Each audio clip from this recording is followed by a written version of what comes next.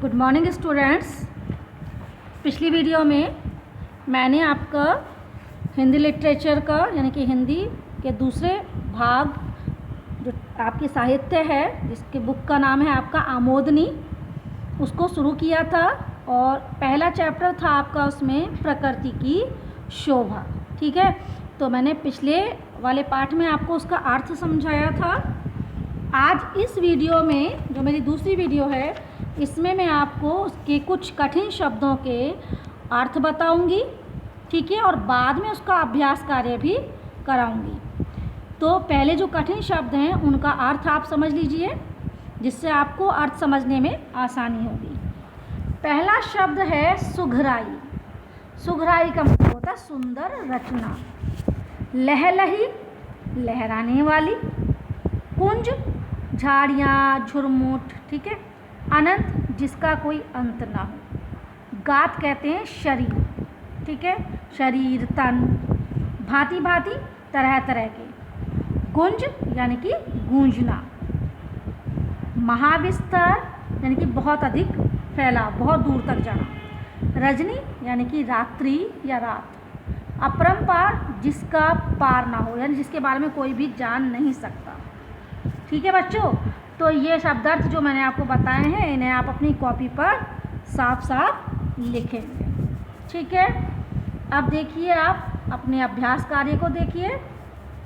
ठीक है, इसमें एक्सरसाइज नंबर 2 पर देखिए। सही शब्द चुनकर कविता की पंक्ति पूरी कीजिए। आपने जो पीछे कविता देखी थी, उनमें से कुछ शब्दों को बीच में से छोड़ दिया गया है खाली स्थान के रूप में, वो हमें पूरे करने हैं।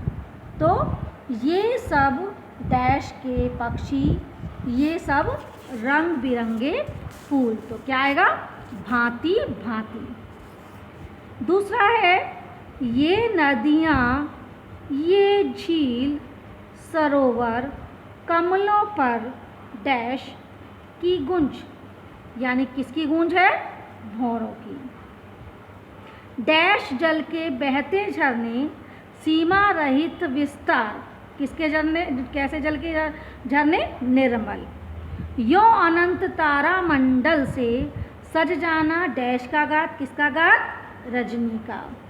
यह डैश की पृथ्वी तल पर छाया तो जल में विस्तार। किसकी पृथ्वी तल पर? समुद्र की। समझ में आ गया बच्चों? आप देखिए, ये हैं आपके मल्टीप्लाई चॉइस क्वेश्चंस। ठीक है, इसमें कई ऑप्शन दिए हुए हैं। जो सही ऑप्शन है उस पर हमें सही का चिन्ह लगाना है। पहला, प्रस्तुत कविता किसके द्वारा रचित है? तो किसने लिखा इस कविता को? श्रीधर पाठक ने, द्वारिका प्रसाद महेश्वरी ने, या निराला ने? किसने लिखा था? श्रीधर पाठक ने। दूसरा है कमल पर किसकी गूंज हो रही है? तितली की, भौरों की, या मोर की? किसकी थी? भौरों की। सूर्य चंद्र की शोभा कैसी?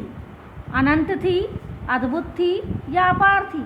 अद्भुत थी। पर्वत की शिखाएं कैसी हैं? रम्य, नुकीली, या समतल? रम्य। रम्य में सुंदर। अब है आपका भाषा बोध में पहली एक्सरसाइज है सही मिलान कीजिए। यानी कि जो कविता में एक दूसरे के साथ मिलकर वर्ड आए हैं उनको हमें मिलाना है। तो रंग बिरंगे, गुंज, कुंज, इट मीन्स इनका राइमिंग भी एक सी होती है। चढ़ाव, उतार। सूर्य, चंद्र। तारा, मंडल। गर्जन, तर्जन। अब है निम्नलिखित शब्दों से भाववाचक संज्ञा बनाइए। तो चतुर से होगा चतुराई, निर्मल से होगा निर्मलता, मधुर से होगा मधुरता, बहना से होता है बहनापन भी बोल सकते हैं हम, या बहाव भी हो सकता है। ऊंचा से ऊंचाई, सुंदर से सुंदरता।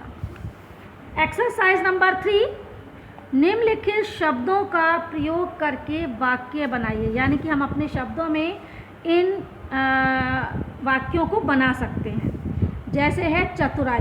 ठीक है, तो प्रत्येक वस्तु में ईश्वर की चतुराई नज़र आती है। शोभा, उपवन में फूलों की शोभा निराली है। शोभा होता है सुंदरता। सुरीले, सुरीले होता है मतलब मीठे। मोहन ने सुरीले स्वर में गाना गाया। अद्भुत, परमेश्वर की लीला अद्भुत है। अनंत, रात के समय आसमान में अनंत तारामंडल दिखाई देता है। अब नेक्स्ट एक्सरसाइज में शब्द दिए हुए हैं, हमें उनके 3-3 पर्यायवाची शब्द लिखने होते हैं। पर्यायवाची या समानार्थी का मतलब होता है कि वो एक से ही वर्ड होते हैं, उन्हें कई नाम से जाना जाता है। ठीक है, समान अर्थ रखने वाले शब्दों को पर्यायवाची या समानार्थी कहते हैं। अब है आपका पृथ्वी। पृथ्वी को हम धरती भी कहते हैं, धरा भी कहते हैं, वसुधा भी कहते हैं, भू भी कह सकते हैं। ठीक है, नेक्स्ट है आपका पर्वत। शिखर, शैल, पहाड़, हिम। ठीक है, समुद्र में सागर, जलधि, सिंधु। नेक्स्ट देखिए बच्चों, आज के लिए आपका इतना ही।